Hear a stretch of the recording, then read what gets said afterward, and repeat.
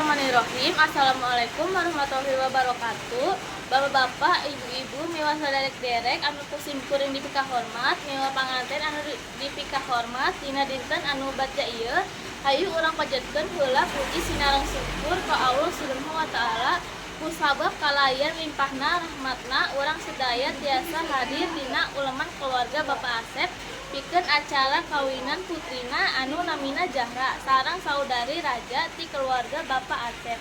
Pikeun kalancaran acara semangga urang sasarengan ngucapkeun basmalah Bismillahirrahmanirrahim. Ku acara saterasna nyaeta maos ayat suci Al-Qur'an anu bade dibacakeun ku saudari Enjang ka saderek Enjang Wilujeng Sumping. Asup kana acara anu katilu nyaeta sambutan jeung serah tarima ka keluarga calon panganten lalaki anu bade ditepikeun ku Bapak Asep. Acara salenjengna nyaeta resepsi ti pihak panganten lalaki, sambutan bakal ditepikeun ku Bapak Asep. Ku kituna simkuring saparangkana titinan secara saksama upacara serah tarima ti keluarga calon panganten pameget. Hayu urang sesarengan ngadoa mugi-mugi calon panganten pameget kengin limpahan rahmat sareng barokahna ti Allah Subhanahu wa taala.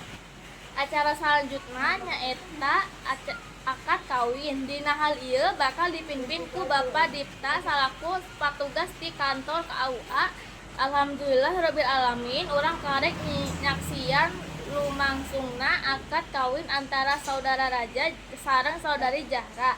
Mudah-mudahan istiqomah dina ngawangun dan ngawujud rumah tangga anu sakinah mawadah warahman. Ayeuna urang sumping kana acara panyinaman ritual atanapi nasehat kawin. Saenggeus kagiatan siraman rohani anggeus dilaksanakeun, mudah-mudahan siraman rohani ieu tiasa manfaat ka panganten pameget sareng urang sadaya. Acara saterasna nyaeta sungkeman anu langsung diteruskeun ku saweran akad.